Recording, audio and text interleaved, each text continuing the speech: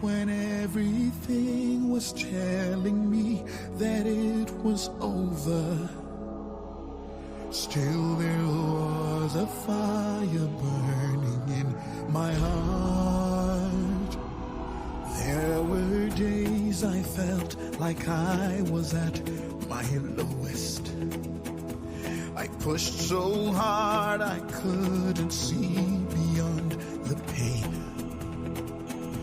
I never knew I made it high enough to notice I'm getting closer, stronger than I've ever been. I believe that I'm unstoppable. I believe I've only just begun. I will conquer, I will fly, reach my peak, I will. And there's nothing that can ever bring me down. I am living proof that nothing is impossible. I beat the odds when hope was nowhere to be found. There was a strength that carried me through every obstacle. It lets me know that it's too late to give up now. And I am not afraid to climb another mountain, to risk it all, to face my deepest, darkest fear, to live a dream much bigger than I can imagine. 'Cause I want the world to know that I am here. I believe that I'm unstoppable. I believe I've only just begun. I will conquer, I will fly, reach my peak, I will. And there's nothing that can ever bring me down. I believe that dreams are untamable. And I believe that wings were made to fly. I'll touch the sky, reach for the stars, do the impossible. And there's nothing that can ever bring me down. I'm one dream away from everything I hope to be. I am one step closer to the finish line. I know that every stride will lead me to my destiny. And I'm one reach away from taking what is mine. I believe that I'm unstoppable. I believe I've only just begun. I will conquer, I will fly, reach my peak, I will.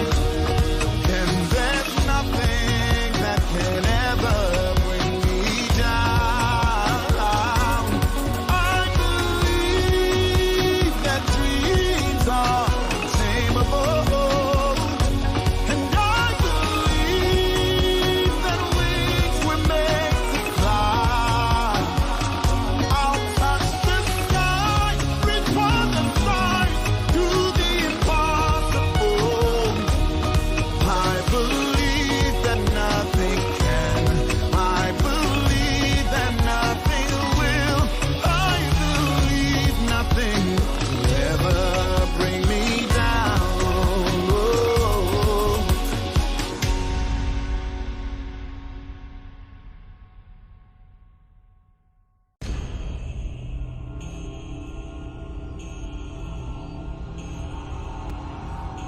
been down the road where failure seemed familiar.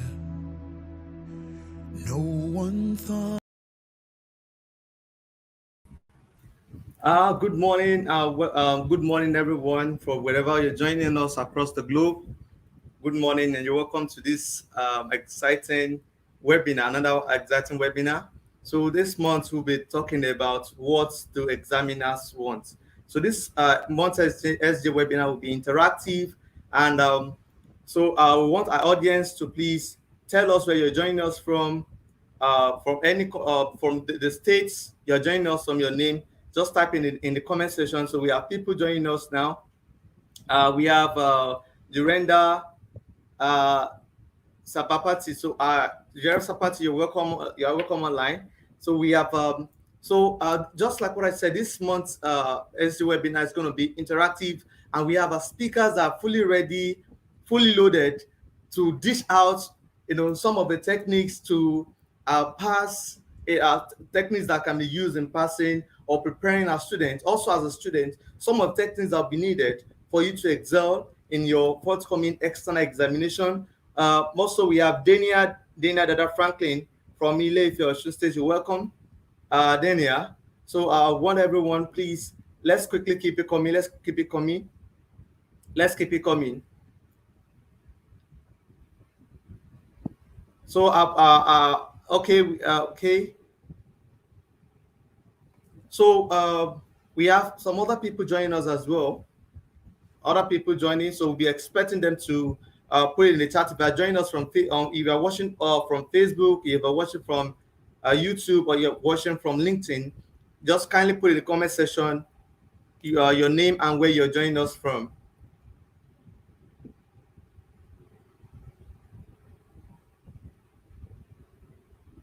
Hi, I'm Kende Olorunfemi, the Learning and Research Officer at EdVest, and have been a biology examiner for both WAEC and NECO for over 5 years. So join us this Saturday for another exciting School Growth Academy SGA webinar, where we'll be talking about what do examiners want. So in this webinar, together with my co-facilitators, we'll be talking about some of the mistakes that students usually make in the course of writing their external examinations, such as WAEC, NECO, UTME, and even Cambridge IGCSE. And also we'll be looking at some things that the students also know, the way they should answer some of all these examinations. And then we'll be talking about some of the marking scheme, enlightening both the tutor on, in how to prepare students for external examinations such as WAEC, NECO, UTME, and IGCSE. I hope to see you on Saturday.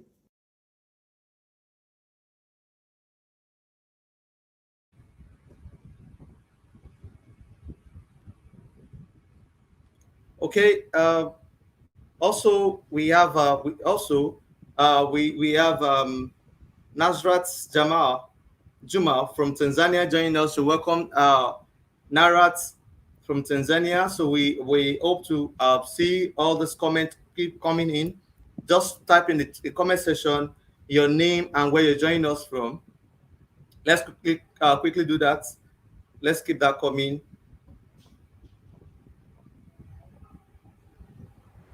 Years ago, we used to collect the results manually when we come for the open day. But now, with EdVest, the results are sent to us ahead of open day. So it gives you time to look through your children's performance. We all know the situation of the country about the security issue. There is an aspect of EdVest that is able to assist in monitoring the attendance of my child in the school. Nobody can come to the school to pick my child without my permission as a result of the tracker that is on EdVest. I remember during the COVID era, my eldest son and his younger brothers had access to the assignment to notes and videos through the EdVest app. EdVest app has a simulation through which, while learning, the children can also play. While playing, they can learn on the platform. I encourage parents that are not using EdVest to just tap into this beautiful opportunity that we're enjoying in Dancer. This software is carrying some value, which we have probably not even tapped into 1% of it. Join EdVest today and stay informed about your child's academic progress every step of the way.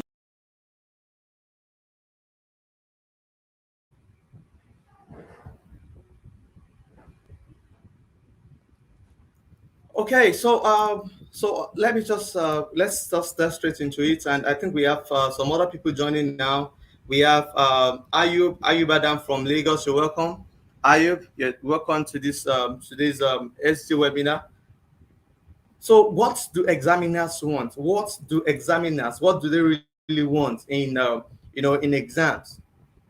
These are what of things that we'll be talking about today.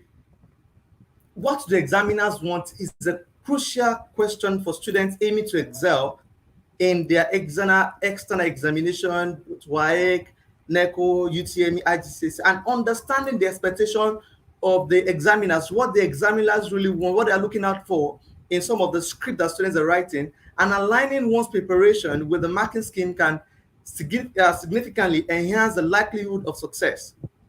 As a teacher, when you prepare your students in alignment with the marking scheme, then this can guarantee the likelihood of success of your students in the examination. So in today's webinar, we will be talking about understanding the market scheme. We're going to be talking about exam preparation strategies and techniques. We're going to be talking about some answering strategies for students. And also, we're talking about how to improve continuous improvement of our students and also as teachers, because we believe teaching and learning process is a continuous process. It's not something that just starts and ends or stop at a particular spot. It is continuous. As a teacher, we need to always develop ourselves. You need to always make research on the latest discovery, on the latest research, and latest addition or subtraction in all these examinations that we're preparing our students for. All right, so joining us today, we have two wonderful speakers joining us today. We have two wonderful speakers. The first speaker that we have is the head of school, Meridian International, Meridian Heights International School, Umaya. His name is Mr. Akpan Udwak. Mr. Akpan, we are happy to see you. Can you please introduce yourself, sir? Yeah, thank you so much. Udak Akban is my name, the head of school, Meridian Heights International School, Umaya, Abia State, Nigeria. I'm an examiner for IB, for IGCSE, OCR precisely, examiner for WAEC, NECO. Thank you. All right, sir. Good to have you here today, sir. And I believe you are fully ready to dish out ideas to our teachers out there on some of the techniques to prepare, and also for students as well, because I believe we have a lot of students joining some of the ideas that will be needed to prepare themselves for the exam, since we are in the examination period of season right now. Also, our last speaker that we have here today, and it's another man that I esteem. His name is Tunji Oluwasomi. Mr. Tunji, you're welcome. Can you please introduce yourself, sir?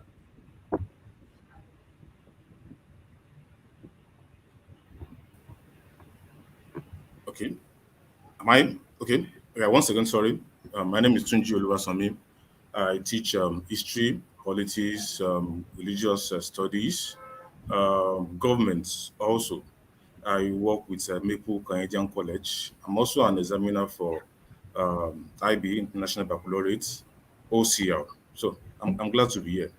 I'm sure we're going to have a fun time today. Yes. So, all right. So you're welcome to today's SGA. Just like I said, it's going to be something interactive, something that be engaging, and I believe audience out there will be learning, and they are fully ready with their pen and paper to jot one or two things down on some of the techniques or strategies in preparing their students for external examinations.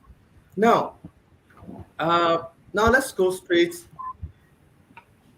I'll be asking this first question. Also, I'm also an examiner for both WAEC and NECO for over 5 years in biology. So we've been discussing together. So what are the key? I want Mr. Akpan to answer this question first. What are the key elements that examiners look for when assessing um, exam papers, and how can understanding these elements help improve exam performance? Okay, thank you, Mr. Uluwafemi. To begin with, we should understand that examination questions are a product of learning outcome from a particular curriculum. So, expectations from an examiner is a function of the type of examination. For example, the expectations for an A level examiner, expectations of an IGCSE examiner, expectations of a WAEC examiner varies. So it's a function of the the um, the learning outcome that must have taken place, or learning expectations that must have taken place vis-a-vis the curriculum. Now, going to the expectations, the first thing is understanding the question. Um, an examiner expects a candidate to understand the question, and this can be seen on the approach the candidates take in answering that question. Number two, I talked about understanding the question. Number two, the knowledge of that question.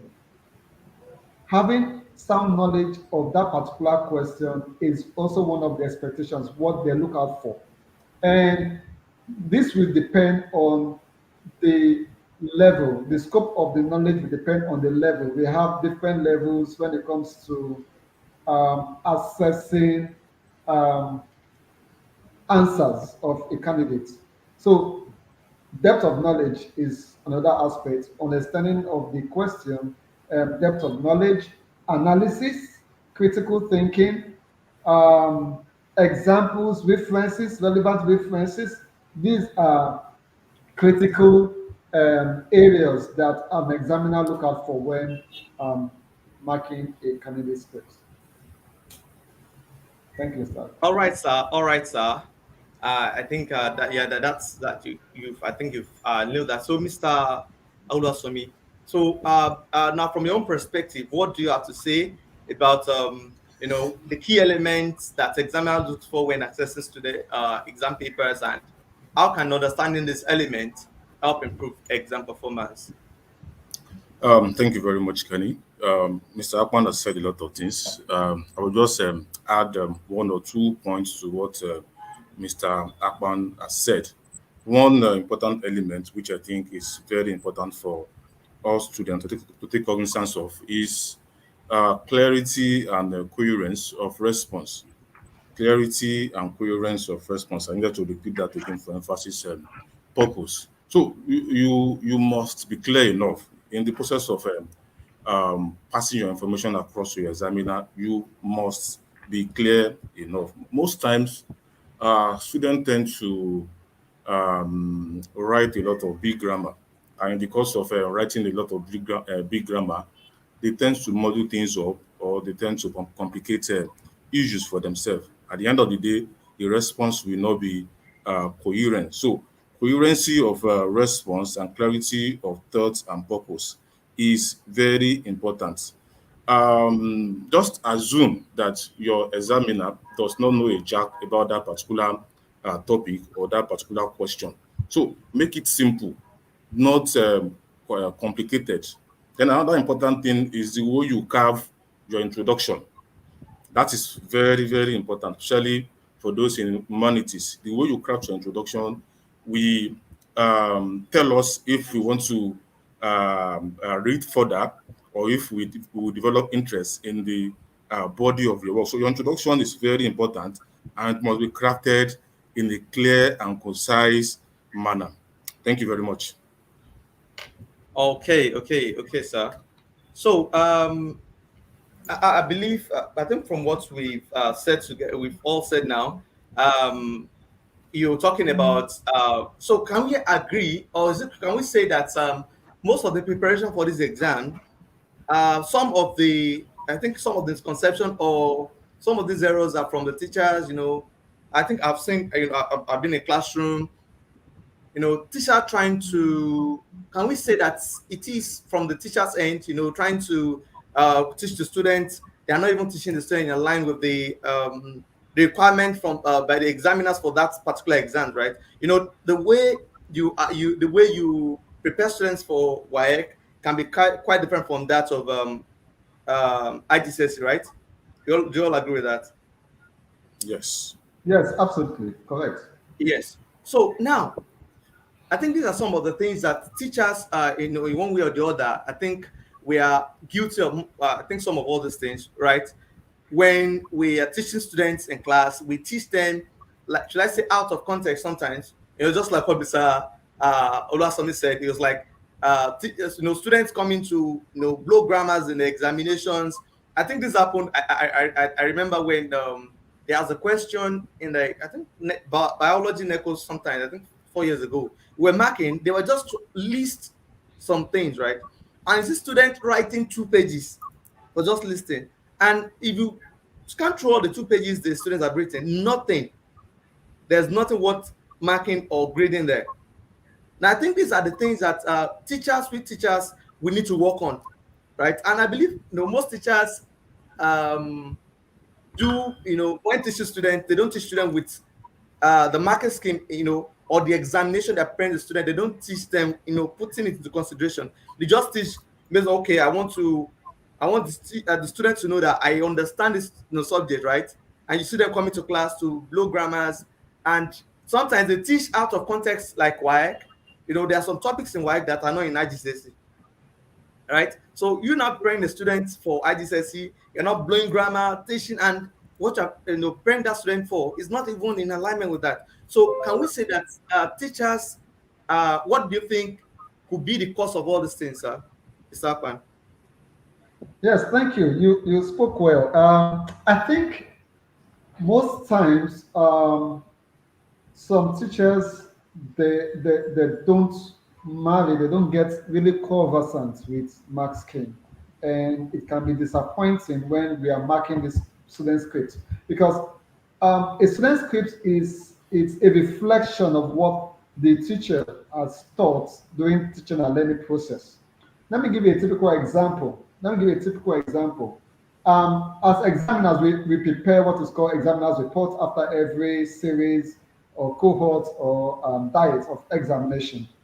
And there was a particular year I was marking geography, and majority, about 70% of the learners were confused between length and breadth, as simple as that may be.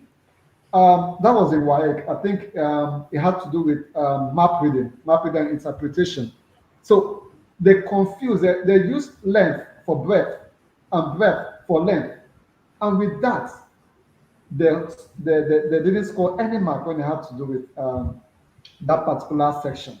So from that trend, having virtually all the learners, candidates from that particular school, having that kind of issue is a reflection of what they were taught in the classroom. Peradventure, the teacher has taken time, maybe he or she was confused or doesn't know. If that teacher has taken time to go through the mark scheme, he or she would have seen that could have been able to establish the differences.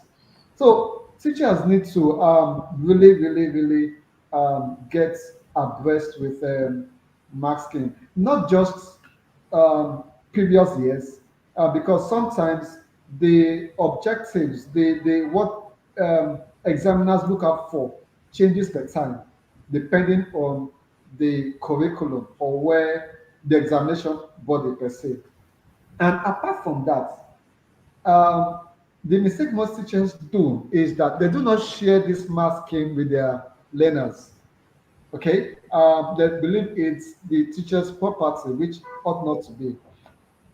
Students need to have access to not only the math scheme and also to the examiner's report. Thank you. Thank you, sir. Thank you, sir. I think you've dissected that question. So, Mr. Somi, over to you. So, uh, what are your inputs about this what we're discussing now, sir? Thank you very much, Kenny. Just like Mr. Akwan rightly said, the teachers must ensure they align their teaching methodology with the marking scheme. That means they must do everything within their capability to lay their hands on marking scheme. You can as well push the question further by saying or by asking, do they even have access to this mark scheme or marking scheme? Some does not even know how to search for marking scheme online. So they need to go that extra mile, get the marking scheme, and then use the marking scheme to pass their information across. Then they must also go to the extent of displaying the marking scheme on the interactive board for students to see. Doing this, we help the students on how to respond to questions. Doing this, we help the students to know some of the errors they needed to stay away from. So doing this, we also help them to learn how to structure their essays and then the amount of marks allotted for each of the questions they respond to. So students sometimes tend to focus on questions that will not carry any marks. And you really cannot force them for that because they don't know this information, they don't have access to this particular information. So it is in the place of teachers to align with the mark scheme and then, just like Mr. Akwan rightly said, show it to the students so that the students will know what is required of them. Thank you very much. Okay, all right. I think we've talked more about that, and I think to buttress that, I would say that just like what Mr. Somi said, that most teachers don't even have access to the marking scheme, right? Not to even talk of the students that they are preparing for the exams. Yes, don't be surprised that most teachers have never seen the marking scheme before.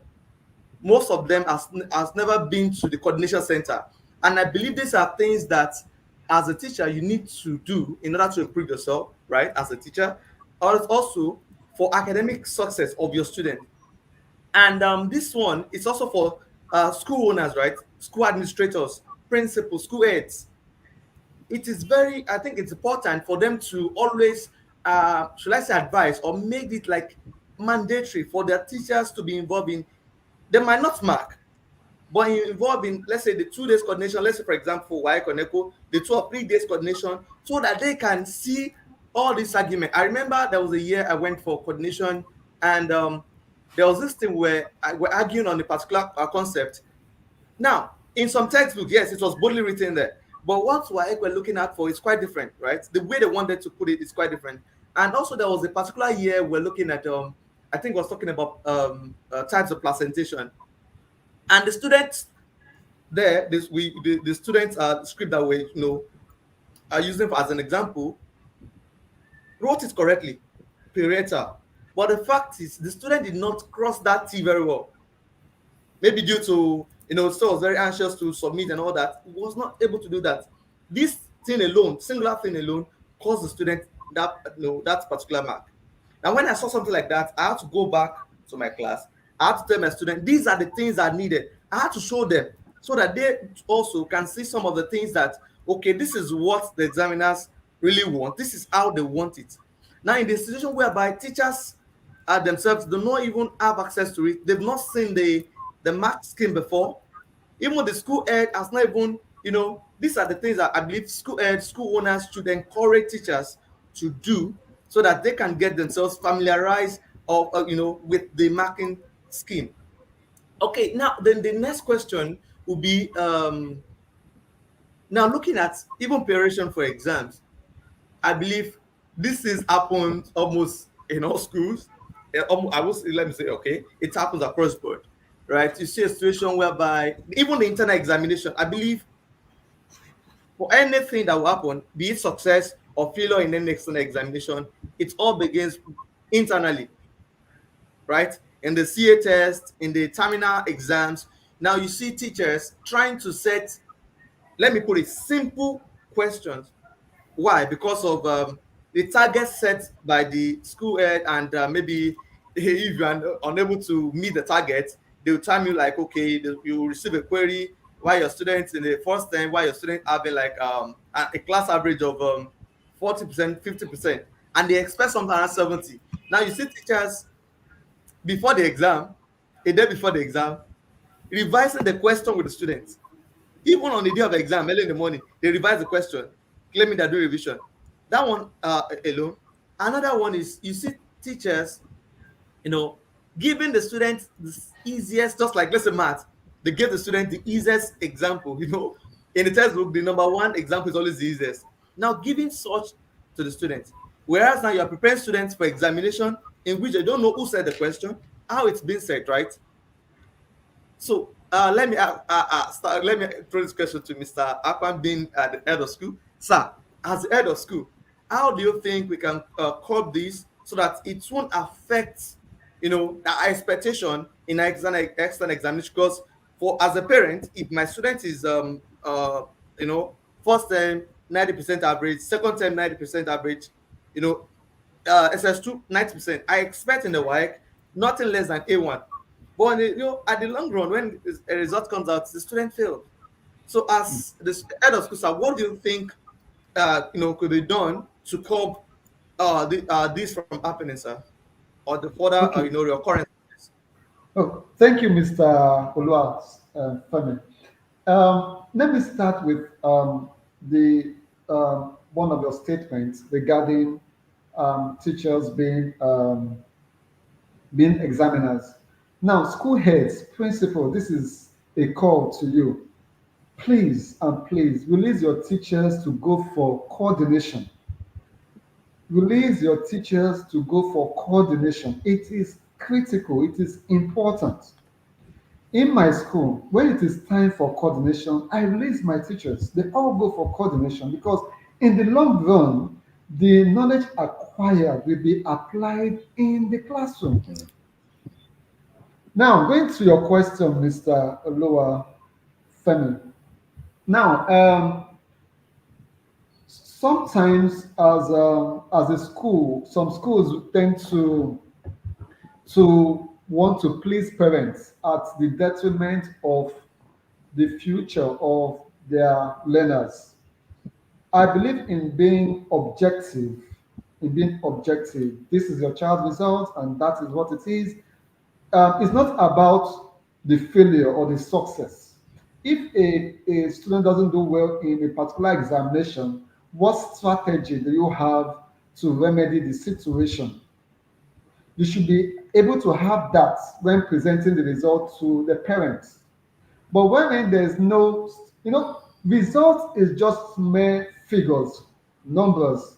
If there's no feedback, if there's no analysis, if there is no um, provision for intervention program or whatever it may be, it's just mere figures. So anytime a school conduct examination, there should be a kind of a session for analysis where those results are analyzed. Now, I tell school principals, school owners, head of schools, this may be subjective. What I'm about to say may be subjective. Some people may not agree with it, but it has been working. Now, there's what is called a blue test in education. There's what's called a blue test. When you want to set examination as a teacher, you use that blue test. You go to the past questions. For example, you've taught maybe math, you've taught quadratic equation, you've taught integration. For example, you've taught matrix, you've taught those three topics. You check from your blue test how many questions based on period, you calculate how many questions are supposed to be derived from those three topics. You go to the mark to past question, divide those questions from the packet from the past Last question. question. So when you create that habit of deriving your questions from past questions based on your blue tests, vis-a-vis the topic you've taught, your learners will get used to the technical um, approach these questions appear during examinations. And you as a teacher, you also know the right way to apply the mark guide because those questions are derived from past questions. So this is one of a fundamental approach in assisting candidates and the school at large. Thank you. All right, sir. Thank you, sir. Thank you for that wonderful, explanation and now, Mr. Olasomi. Now I want to throw that same question to you now. I want you to please talk more about it for as a teacher, right? And then Mr. Akpan has talked about it from a school head, right, an administrator. I want you to please say something about it as from the point of view of a teacher. Why such? What do you think can be done to curb such reoccurrence? So I think I have three important points to raise in order to Okay. respond to this particular question. The first point I'm going to raise here is doing things right. Doing things right is very important. Most times we are a bit conscious about our results, about what the school management will say if the result did not come out well. So because we want them to speak highly of us or to put us in their good book, we tend to manipulate things in order to favor them. And of course, at the end of the day, this will not work out well, especially with the students. So the place of doing things right cannot be underestimated. At the same time, too, the school, I mean the management now, must put some measure in place before a teacher will administer question. There must be a body that will sit and then look at that particular question first. So in the course of looking at that particular question, they will know if the teacher is putting out the right question that will help the student at the end of the day. So I have identified the fact that we must do the right thing. Then secondly, the school board or the school management should put a committee in place to look into every question that will be administered by the teachers. Then thirdly, the place of past question cannot be underestimated. Mr. Akwan spoke extensively about the fact that basically we should extract most of our question from past question. So by the time they attempt past question, they will be used to a type of question that they will encounter in their external examination. So those 3 points, I think they are very important. So you trace once again, doing things right, your that conscience must be right because you are playing with the future of some certain people. Then the management should also set up committee to look at question that teachers administer sometimes to vet it and then make sure that those questions are in accordance with the school expectation. Then the third point which I raised is to use the past question. Thank you very much. All right. Thank you, Mr. Oluwasomi. Thank you, sir, for that wonderful, I think, for the order for explanation. I believe these are things that teachers should always do, and as school now, school age, these are the things that you should always incorporate. Setting, I think, we'll call it a quality assurance team or committee, right? Yes. To look Yes. into the exams, the quality of examinations their teachers are setting so that you prepare before the examination. You don't prepare when it's exam time. That when it's exam time, you are rest assured as a school head that okay, with the results I've been having, right, the students have been exposed to the exam style questions, not just teachers the right questions, right? You even see some math teachers giving examples, giving the exam question from the examples they give to the students. So the students they already know our exam question is from the examples, right? They don't want to think outside the box.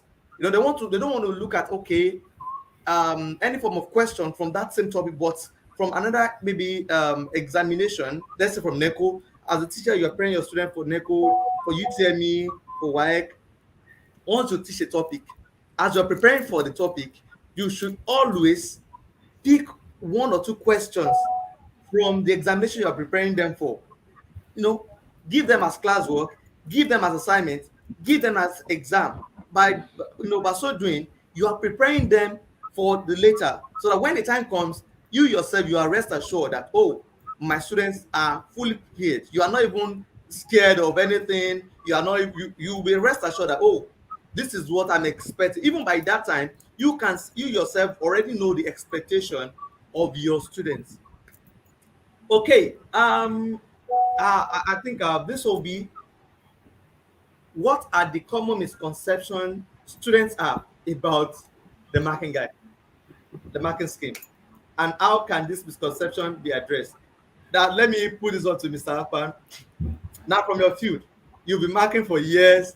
Okay, now what are the common misconceptions or the common mistakes that you think students always make? What are the Okay, common misconceptions that you think they always have, and what do you think could be done to curb this? okay. Let me talk about jam. Let me talk about jam first. Okay. There's a misconception. I don't know where that, even in my time, when I sat for jam many years ago, I also heard that news. I don't know where it emanated from. There's this negative marking system that it is every jam candidate believes it exists. Negative marking system. Please, there's nothing like that. There's absolutely nothing like that in jam. What does that mean? They believe that if you if is candidates maybe gets like 5 questions wrong or something, they'll be marked down. There's nothing like that. There's nothing like negative marking system. That's one. Secondly, other examination bodies or examinations, there's this notion that you can't get 100%. 100%. I've seen candidates, I've seen people in IGCSE, I've seen scoring 100%, 100, A star, 100%. So it's possible. It's possible because they look at, okay, maybe like for the sciences, we have over, I think, either 4 or 5 papers thereabout. How can I get 100% in all this? It's actually possible to get. Then there's this also notion that many candidates have that past questions, sorry, that marking guide is a teacher thing. It's for the teachers. It's not for students. It's not for us. It's not for students. It's for teachers. No, it's actually for the teachers and the learners as well. Because I remember there was a time when I was in primary school. When I was in primary school, I was preparing for common entrance examination, and there's this textbook. Then I think Ogo, yeah, Ogo. It has questions and answers, and most times when I attempt questions, I go to mark and I observe that I couldn't get all. So to impress people or impress my family that I'm doing well, I'll just write down the whole answer from the back and mark everything 100%. I wasn't being objective then. So it's possible to have 100% in these examinations, and the mark guide is also meant for learners because the mark guide will give that every learner an idea. It will give you what the examiner is actually looking at for. Thank you. Okay, sir. All right. Thank you for that.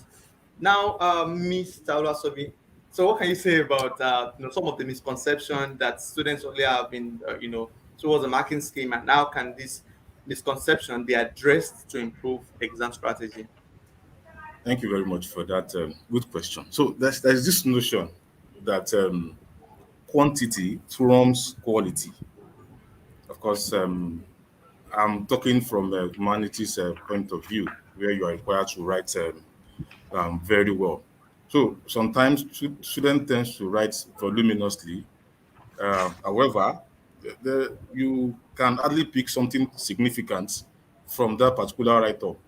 So there is this belief that quantity trumps quality.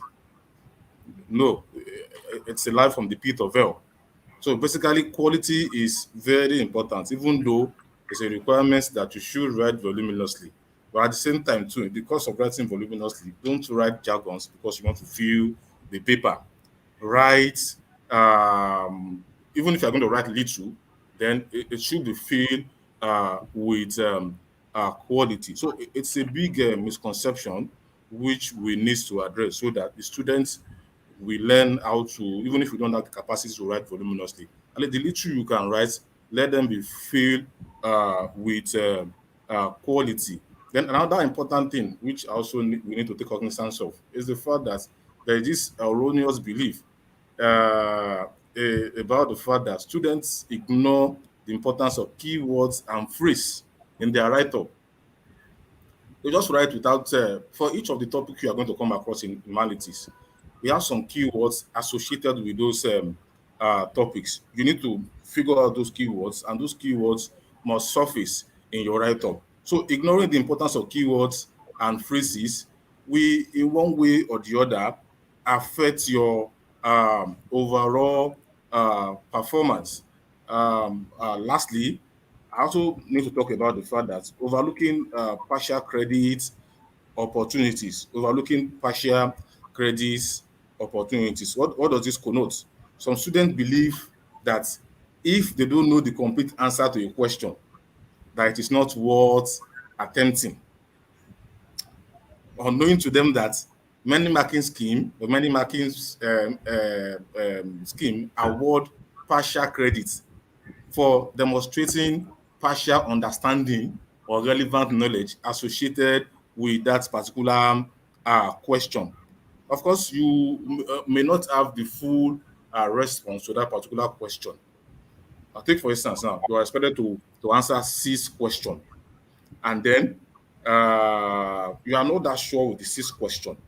Because you are not that sure with the 6th question, you choose to abandon that particular question, believing that you don't have a complete answer to that particular question. That's in one way or the other. We hamper your opportunities of doing very well. If you have a partial response, put the partial response there. That will, in one way or the other, fetch you some mark that will take you to the heights that we also desire. Then there's this also general misconception that all answers are equal. All answers are equal. That's also a misconception. All answers are not equal. Marking scheme often allocates different marks to different parts of a question based on the depth of understanding and quality of your response. So those things are very important. We need to change the narrative. We need to change the misconception. Thank you very much. All right, sir. I think you've explained that.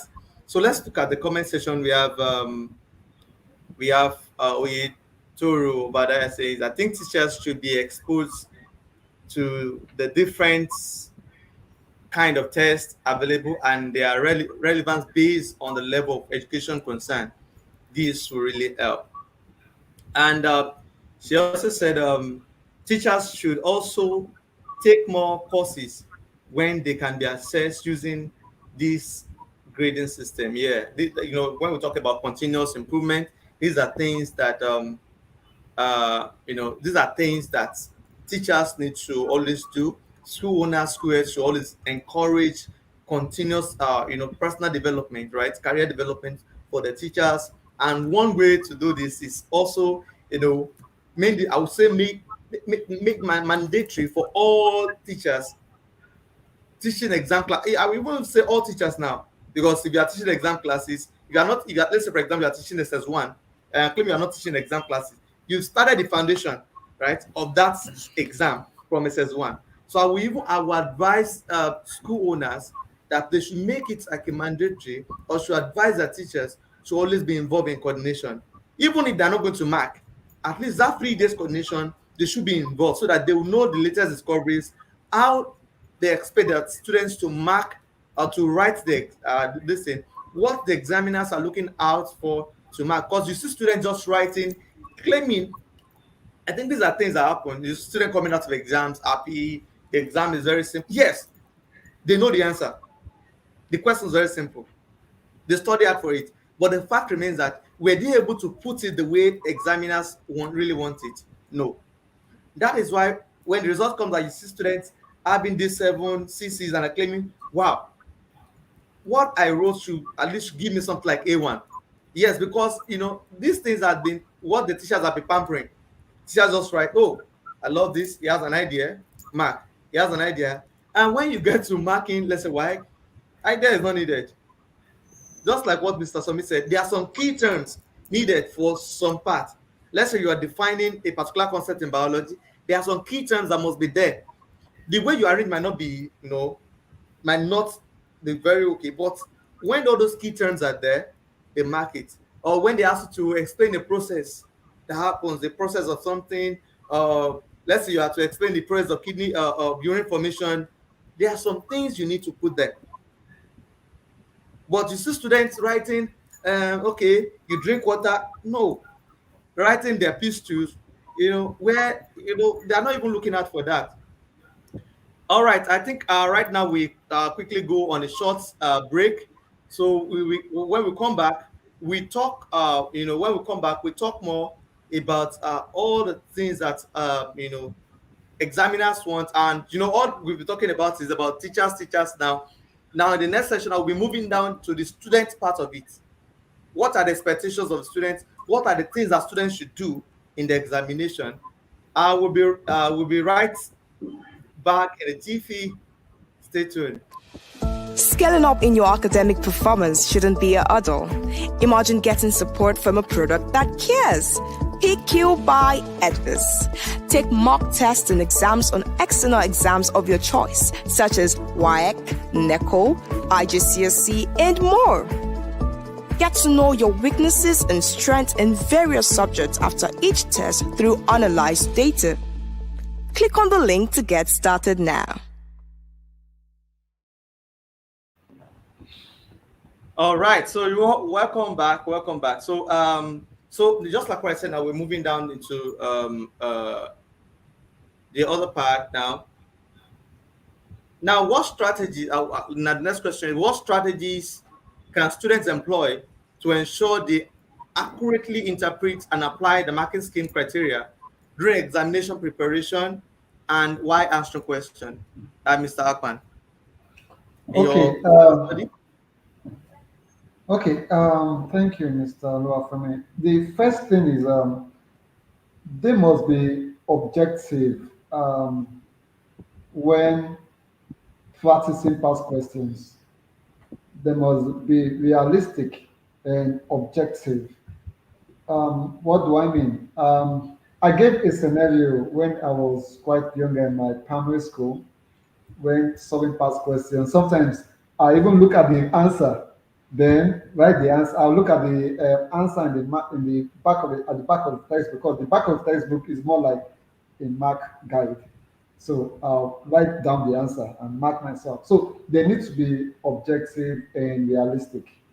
You look at the question, you filled it, you look at the mark guide, okay, why did I fill this question? This is the approach.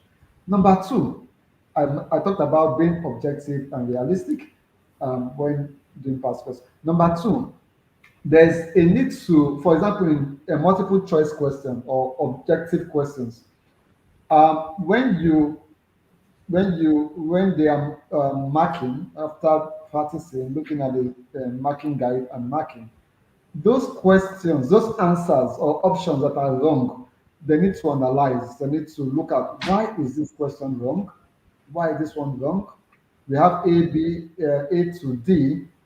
Okay, let's assume D is the right answer.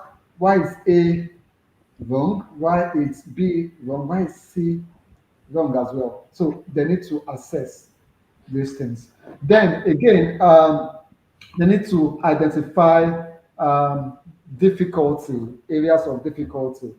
And while practicing past questions, they need to want to establish areas they are having difficulty, then trace the topic, and that will help them understand that there's a need to revise or revisit those questions. Then practice under examination conditions. Yes, school do organize mock, which is yes, do organize mock examination. I think it goes a long way.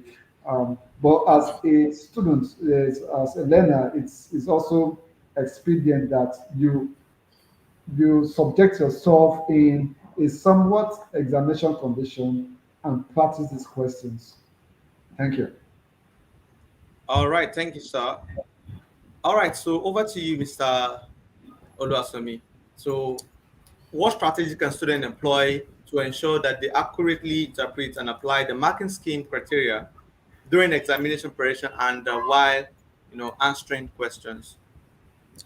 Thank you very much. I think I need to begin by saying that teachers must make a marking scheme available for the students, because without availability of a marking scheme, it will be difficult for them to use the content. So as soon as we make the marking scheme available for the students, then on the part of the students now, there must be thorough review of the marking scheme. Thorough review of the marking scheme.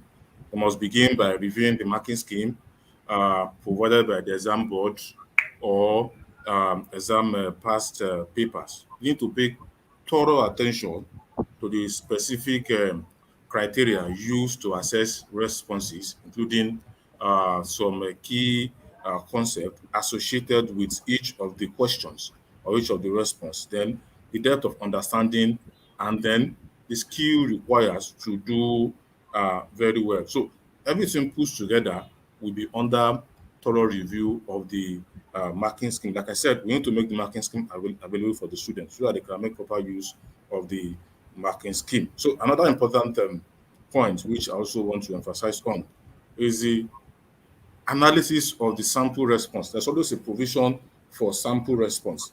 For each of the questions, there's always a ready-made sample response which will be embedded in the marking scheme also. So it is in the place of the student also to also look at the sample response provided by the examiner, analyze how each of those response meets the criteria outlined in the marking scheme, and also identify common patterns. There's always a common patterns or characteristics of high scoring answer. So it is in the place of the students to identify the common patterns or the characteristics of the high scoring answer.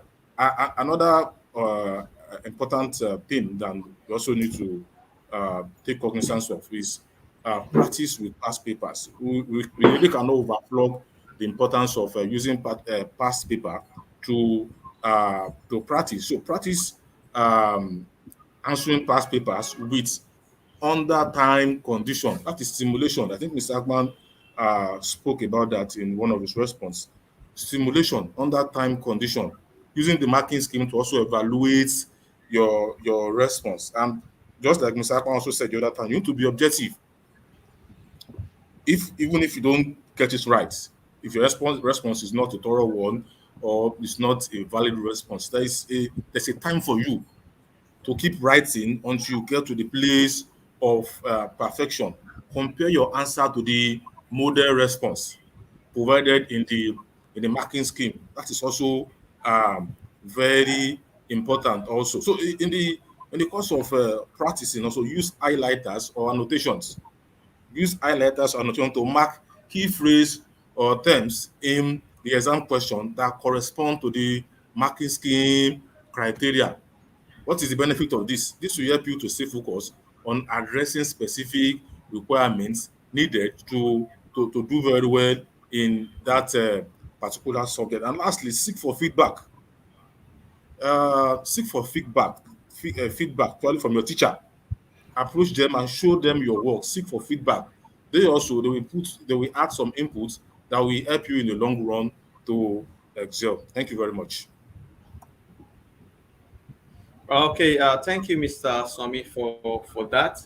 Yeah, I think some of the strategies that students can also employ to ensure that they accurately interpret and apply the scheme, the marking scheme criteria during preparation and also in writing exam is just like what you said, getting themselves acquainted right with the marking scheme, teachers making it available, and if it's available for students, the student already know, okay, this is how this question is being marked, right? This is how this part is being marked. I think that was a day I was just talking about, due to the fact that I've been coordinating bike and all that.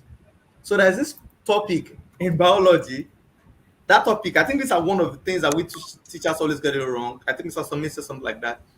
Get yourself acquainted to some topics that you know that, okay, these topics are very frequent when it comes to this examination, right? These are topics that you know that, okay, out of 5 years, you'll see like 3, 4 years, right? 4 to 5 years. Then you know that once you know that, and you know that questions don't carry the same marks, right? You then tends to prepare your students towards it. I think in geography, they must always do map reading. You know that for sure, right? Then as a teacher, you must then tends to prepare your student towards how to, read maps, like in math construction, right? It tends to explain, or tutor your students on how to how to answer construction questions, and also share the marking scheme with them. Let them know, just like the report, right? Sample papers. Let them know, okay, these are sample papers of some students that did it. These were some of the errors they make, the misconception. These are the things why they were not marked. The day that we review one particular, we're like, okay, what is the problem? What is it? What they were looking out for, right? Not that the student didn't write it, but the way he put it was wrong, in which I believe students as well do make that same mistakes. So when you make these things available to students, I think there's a particular topic in biology. I was talking to a teacher. Yeah, he was doing a great job. Yeah, but there's this thing is we call it error. The students will write it just one singular thing is needed in that particular question. Funny enough, it doesn't carry any mark. No mark is allotted for it. But the fact is, if it is not there, any question underneath is wrong. And the question is always 10 marks every year. Now you see students failing it because of that little thing. We don't mark it, we don't usually mark it. But the moment it's not there, they always try something like WD, run diagram. Now students come out, just like what I said, they come out of the examination or they have excited, wow, I saw this, I was able to draw very well, I did this, I labeled very well. The fact is, did they really label based on what WAEC or NECO are looking out for? Labeling in biology, for example, you see students just label like branches of trees, like roots, they just scatter things like that. And maybe in the school, teacher just mark, he has an idea, just mark and all that. I think these are some of the things that students as well needs to always take note of and also prepare for. All right, so the next question will be, how can students effectively manage their time? This is another issue. Yeah, this is another thing we need to discuss. Time management. Then how can students effectively manage their time during exams to ensure that they allocate sufficient time to each question and address all aspects of the marking scheme? I don't want to be the first to talk about it. So, Mr. Apan, how can students effectively manage their time during examination? Okay, this boils down to understanding and having knowledge about past questions and mark guide. Now, if a candidate is acquainted with the past questions and mark guide, the candidate will have an understanding and idea of the best approach and how to manage user time. For example, um,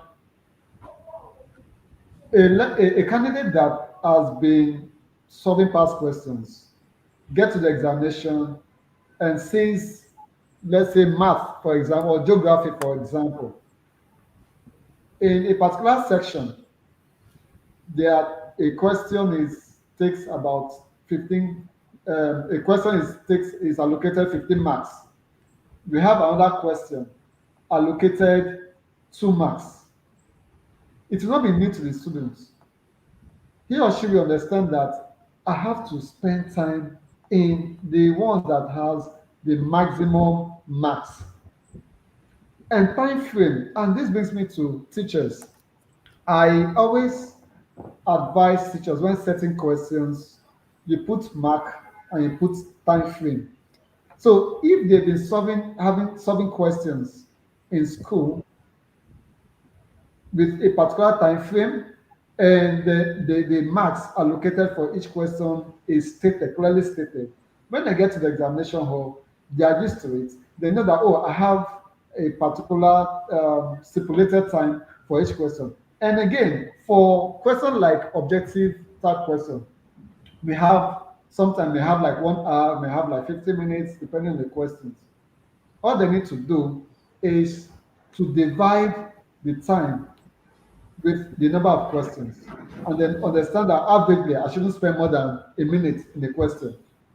So all these are indicators, uh, ways in which it will help them to manage their time properly. And Mr. Sonny said something sometime, one of his responses about learners spending a lot of time writing out of point. Math scripts, IGCSE, A level, WAEC, you see learners, the major answer, the major answer may just be 2 lines. They give example and they spend a lot of time in that example, whereas they could buttress their points with other areas, with other things, but they spend a lot of time diverting from the question itself. So these are areas in which, yes, these are modalities in which learners, candidates will help manage their time during examination. Thank you. All right. Thank you, sir. Thank you, sir, for that. So, Mr. Ulasami, so no, how do you think also? How do you think students can effectively manage their time while writing examinations? Thank you, sir. I have highlighted a few points here which I'll put a dish up now. Number one point that I have here is familiarize yourself with the exam formats. What does that connote? Understand the format of the exam first, including a number of questions that you are required to answer, the types of question, and then allot time for each section. Then, another important thing that we tend to underestimate sometimes is the aspect of instruction. Students don't read instruction. So, read instruction carefully before starting the exam. Read them carefully. Understand the marking scheme, including the weights on each of the question, and then the specific requirement for any marks. Then, allot your time wisely. Divide your total time among the question based on the allotted mark for each of those questions. Like Mr. Akpan suggested, I will advise you start with the one that carries big mark. Don't waste your time on some question that will not give you the required mark to do something tangible with that particular exam. I will advise you start from there first. Well, this will divide opinion. Some will say that you start with the easy question first. Unfortunately, the easy question may not carry marks needed to do very well in that particular exam. Then go into the examination one with your wristwatch. With your wristwatch, that will provide a guideline, and keep your eyes on the clock also. If peradventure you may not have a work clock in the test or examination, no, go with your wristwatch and keep your eye on that wristwatch. Stick to a time limit. If you have allotted 10 minutes for each of those questions now, ensure you stick to the time limits. This will also help you to do very well. And before writing, outline your key points or argument first.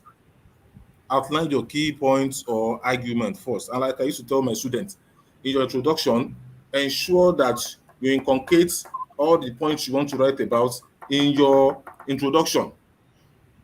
And then when it is time to develop each of your paragraph, you pick your point from the introduction and use it to develop each of your paragraph. And by the time you write your conclusion, you just summarize the body of your work and you'll be good to go. Then review your answer also before you turn it in. Thank you very much. All right. So thank you, sir. Thank you, sir. I really appreciate you for that.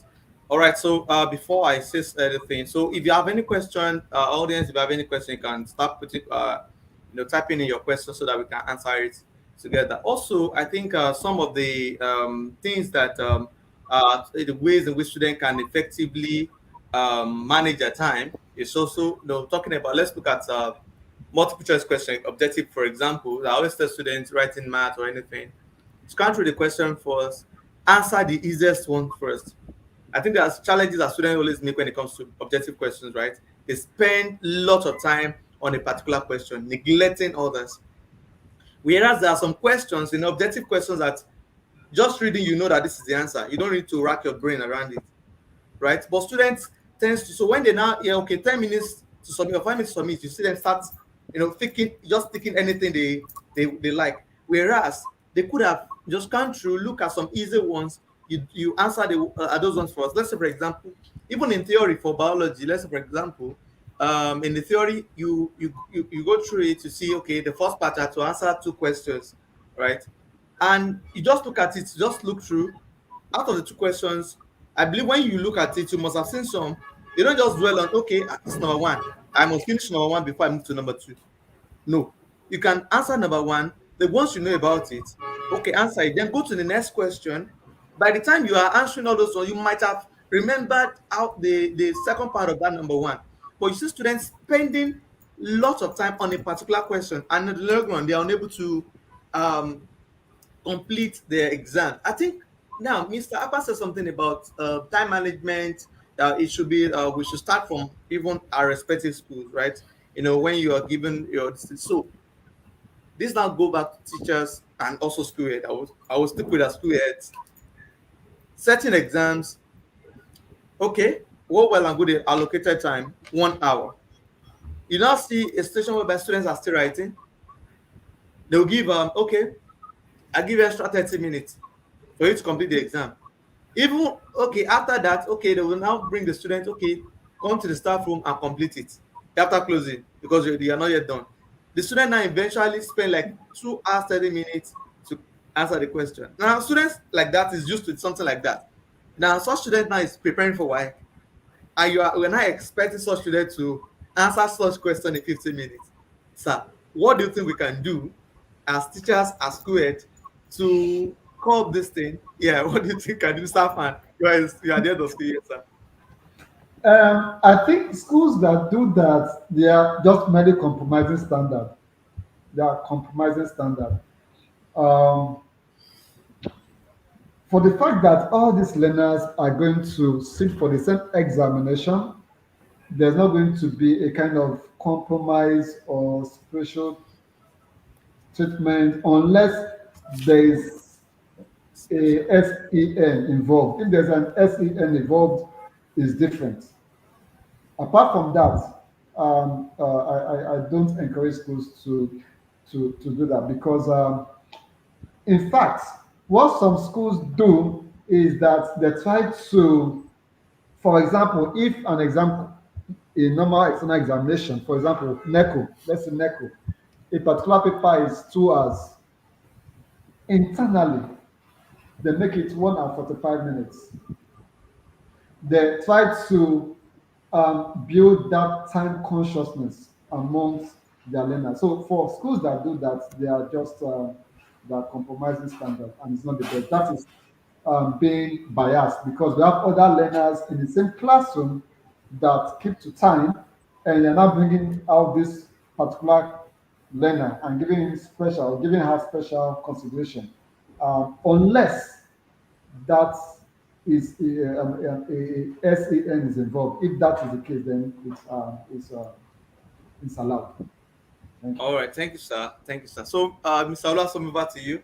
I want you to speak now as teachers. I believe you might maybe have seen something like this happening, maybe in your previous, somewhere, or have colleagues as some. So, what do you think could be done, sir, as a teacher, or should we continue with that? Of course, no. Of course, no. In one of my previous responses, I remember talking about the fact that we need to do things right, and that is not something that is peculiar to this profession alone. Even outside this profession, in every aspect of our life, we need to learn to do things right. If we do that, we are not helping the students. We are not helping them at all. Rather, we are complicating things for them because some of them will feel that that is how things should be done. When they now go outside your school and then see the reality, they'll be found wanting. Then, just like Mr. Akpan rightly said, we should not, under any circumstances, compromise standard. We should not. Once we do that, like I rightly said, we are not helping the matter. We are not helping the students. So, thank you.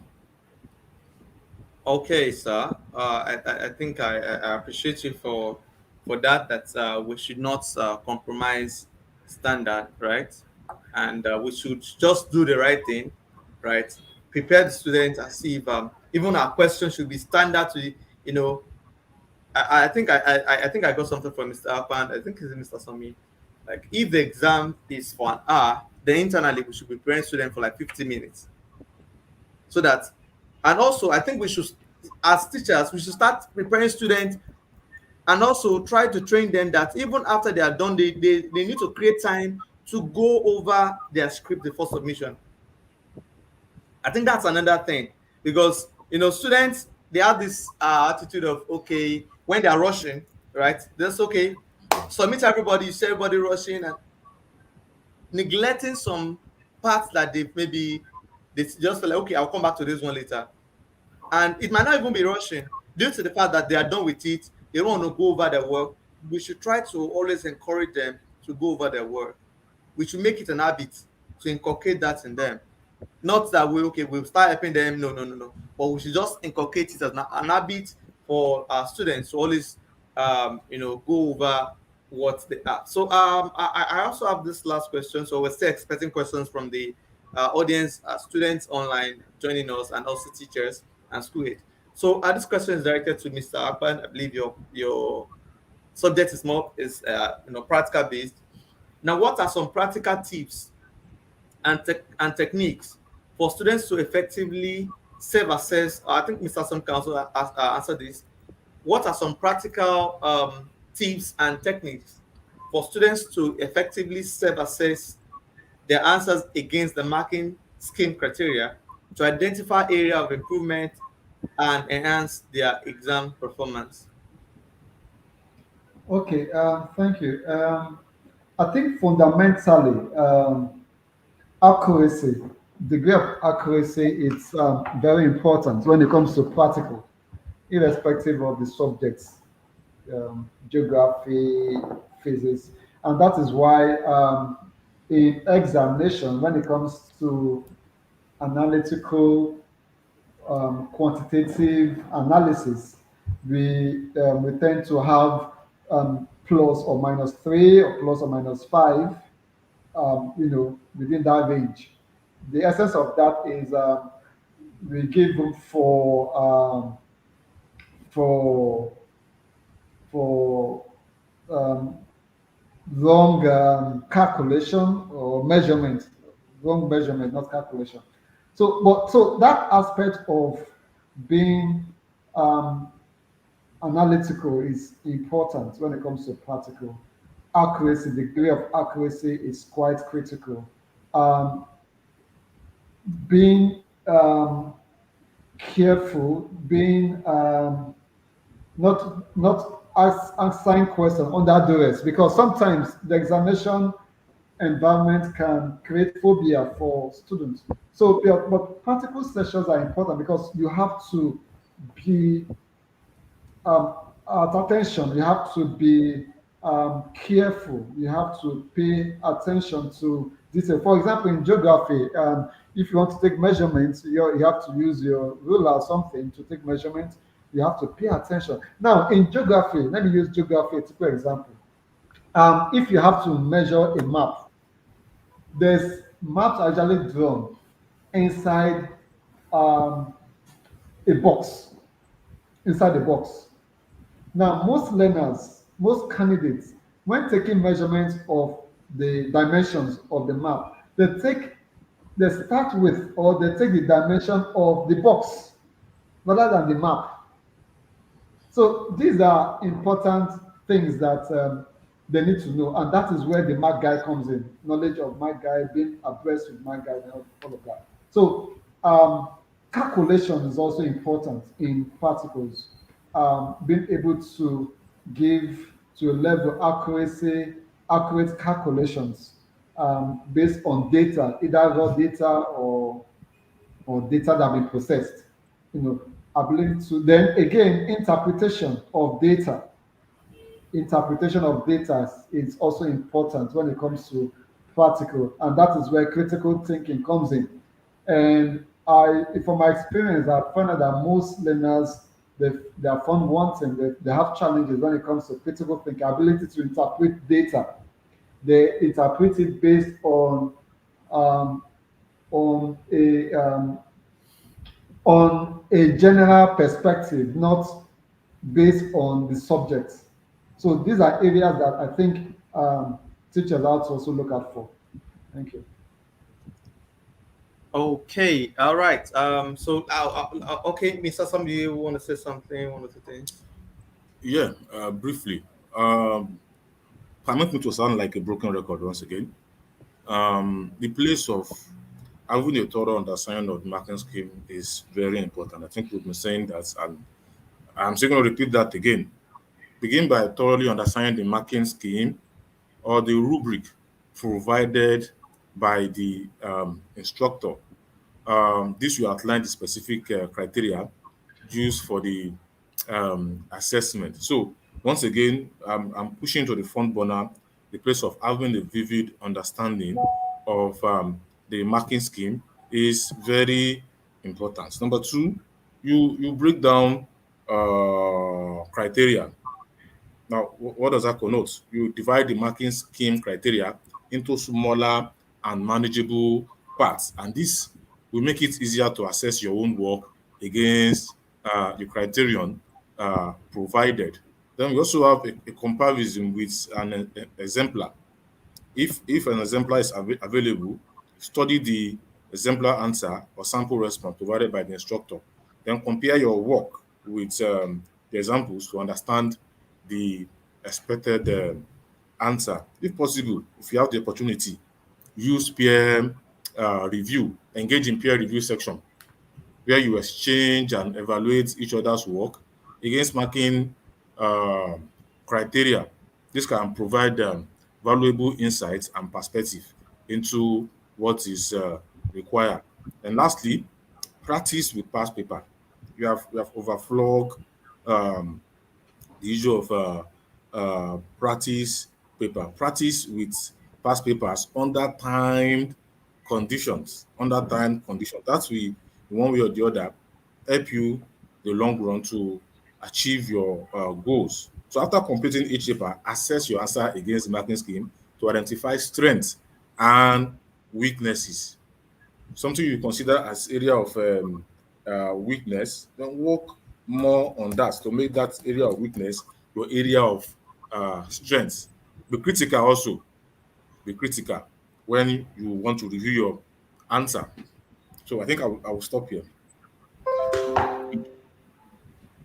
All right, sir.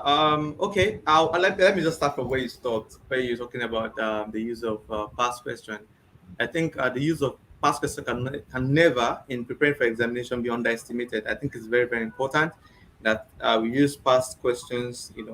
Even our mock examination we don't set mock examination from the normal question we set for them in class.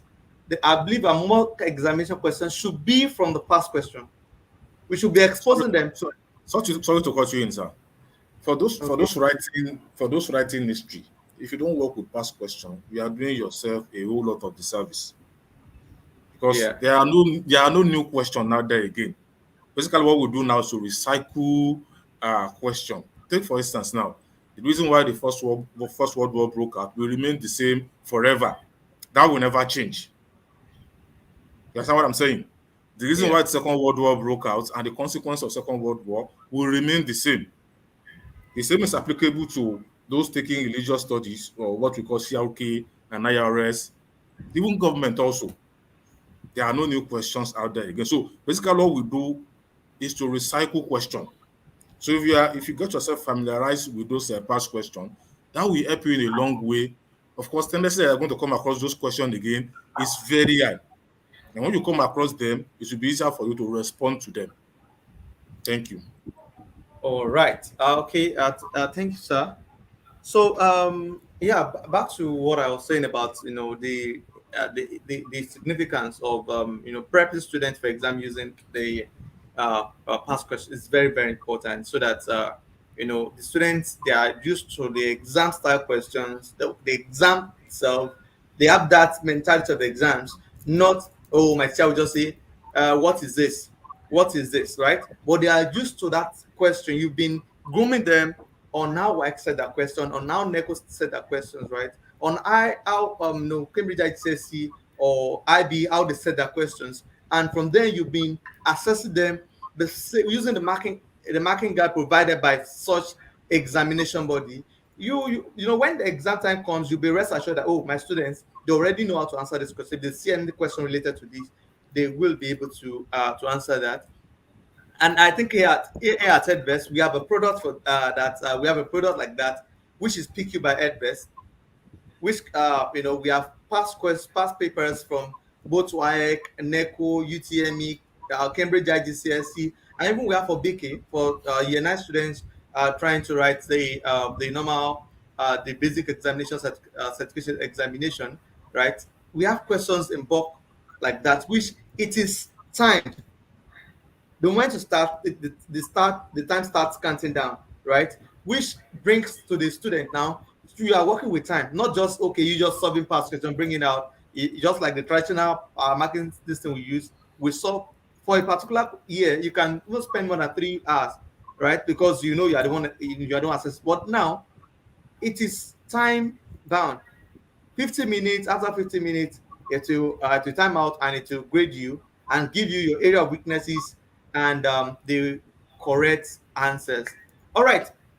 Now, I just want to give some practical tips for your students preparing for exams in biology. I think one thing as a student preparing for exam, when it comes to diagrams, which I believe you can't run away from it. You will surely draw for both WAEC and ECHO. So there are things that examiners really are looking out for, which is one thing that students always neglect: the title of a diagram. Yes, students do write it, but the fact is, do they write it the normal way the examiners really wanted it? No. Most time the marks, the title is always in the question, but students they don't really know. You are taught to make a drawing 6 to 8 centimeter long of the let's say the dorsal view of ventral view of a tilapia fish. Then you know that the title is a diagram of the dorsal or ventral view of a tilapia fish. But if student just write a fish, student just write a tilapia fish, which is wrong. So these are things that avoid them. And that thing is just talking about biology, clarity of line. Students just draw, the lines are too thick, using 2B pencil, shading and sketching as if they're in fine art classes. These are things that can also, they can lose the mark there. And talking about labeling, I said something the other time that these are some of the things that we always come across when we are coordinating exams. So students labeling, and the label lines are crossing each other, and things like that they can lose the mark. And when it gets to that's neat labeling. Then we have the labels. We have the labels. Do you use a guideline, use a ruler, an horizontal line? Then you must label neatly. Even when you're working with graph, what's the title of the graph? Most students, they don't give that. Even the scale they're using, I don't know if that's applicable in geography, Mr. Akpan. The scale, is it always required in Yes, geography? it is. It is. It is Yes. So things applicable. like this, yes, things like this are things that examiners are looking out for. Or let's, for example, in biology, I told you draw a genetic diagram, and you've drawn everything, oh well and good, but there's just little thing there that can render all what the person has drawn and the be part of question useless, which is we call it the cross sign X. If that one, there's no mark for it, but ordinarily without it, anything the student draws, anything, is render useless at that point. Which I believe these are things that teachers, these are one of the reasons that we are advising teachers to always be involved in coordination, so that it will help them improve their teaching styles, teaching methodologies, the ways of preparing their students, and also it could also help in the student performances in the exam. I believe when the student perform very well, excellently, even you as a teacher, you feel accomplished, you feel fulfilled as a teacher. I think we have a comment from HRH, which says past question is not negotiable as there are no new questions and students must still pass question to do well. Yes, they must do that very well. And he also said something like, okay, he said practical also requires critical thinking, inability to interpret data specifically and not generally. Yeah, the way you, just like what I said, the way you answer geography might not be the same way you answer biology. The way you answer biology question might not be the same way you answer chemistry questions, or the same way you answer history questions, or government, or CRS, or literature, or even English language. So as teachers, we must try to improve on our field. We must try to improve in that field that we focused on. Make research, make research about the latest discovery about it, right? We must make research. It's just like you know the differences between the Nigerian or the NECO scheme, right, or syllabus, the WIC syllabus, the Cambridge IGCSE syllabus. Because I believe, Mr. Akpa, I think in Nigerian syllabus we have 9 planets, right? It's eight. In Nigerian syllabus, Nigeria. Now, ideally we have eight. Yes. Ideally we have eight. In IGCSA, eight will be the answer. In Yes, WAEC, yes. nine will be the answer. Yes, that's exactly what I'm saying now, right? As a teacher, right, teaching both you know syllabus or curriculum, then you should get yourself acquainted to it. So when you're preparing students for work, let them know this is what is, you know, in IGCSE, this is what's expected of you. It's just like what happens also when you're talking about characteristics of living things. You know, in IGCSE, we always use Mrs. Green, right? And in Nigeria, we use Mr. Niger Dios. Yes, sometimes they use Mr. Niger Dark. But you can see that there's a difference. That depth there is not in Cambridge GCSE. But as a teacher, thinking that, okay, I'm teaching WAEC and all that, I just want to bring that same knowledge of teaching WAEC to IGCSE, or bring the knowledge of IGCSE, right? Because let's say, for example, skeleton is in Nigerian scale, but it's not in IGCSE. But the fact that I think I'm a Nigerian, certified this thing, I have my TRC, and yes, I know that. I've been teaching WAEC for long.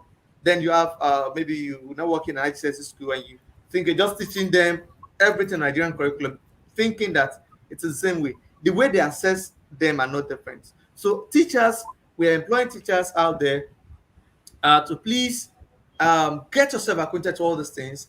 Get yourself acquainted to them. Know the differences in the scheme, in the syllabus. Know the content. Even not even just the topic now. In the topic, what are they really focusing on?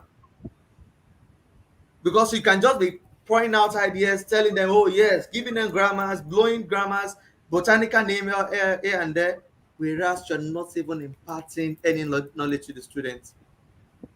How I wish grab enough time to delve into this, more time on this topic, but at time limits, time is a constraint.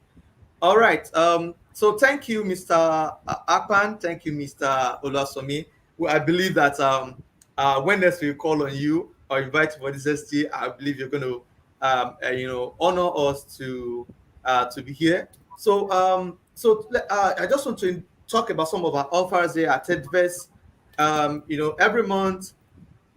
Every month we always have a SGA webinar which focuses on students, teachers, parents, even the school management, the school administrator, the principals, head of schools, where we can, learn one or two things on how to improve ourselves and how to bring out academic success in all our students. So, just like what I was saying about the past question, we have a product which is PQ by Edvest, majorly for past questions, which are updated, which is I think pq.edvest.net.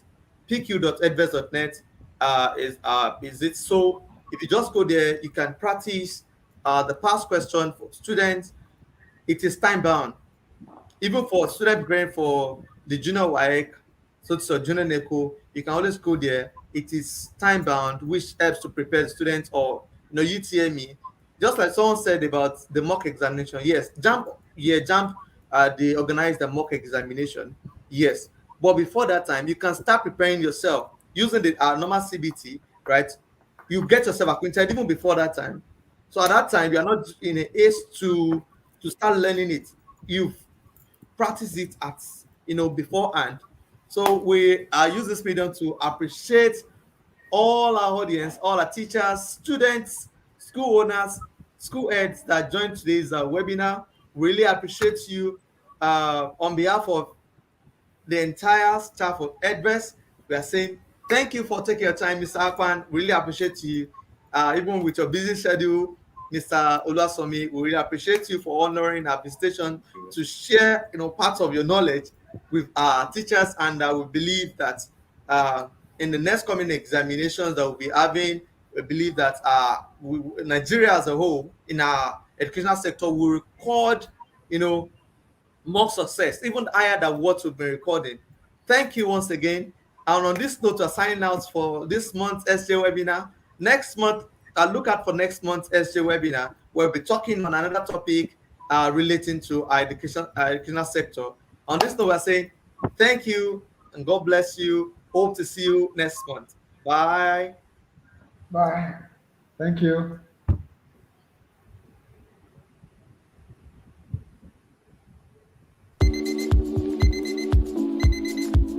EdVest is Africa's leading digital educational platform, which enables administration, communication, finance, teaching, and learning beyond the classroom.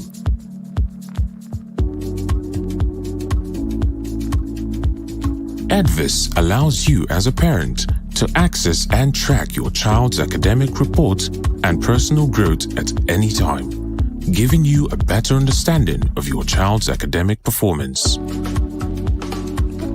Have a nice day at school. We give you the security and reassurance you need to excel in your daily activities and manage your financial obligations to your child's education.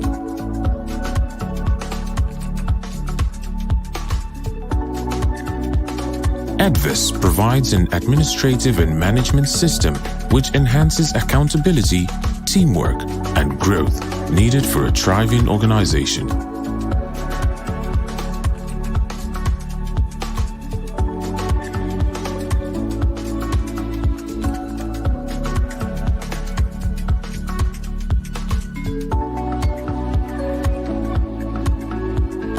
Which brings perfect results. Teach creatively, learn effectively, track your child's performance easily, and do so much more with EdVest. EdVest, digital education. Visit www.edvest.net to get started now. Scaling up in your academic performance shouldn't be a hurdle. Imagine getting support from a product that cares. PQ by EdVest. Take mock tests and exams on external exams of your choice, such as WAEC, NECO, IGCSE, and more. Get to know your weaknesses and strengths in various subjects after each test through analyzed data. Click on the link to get started now.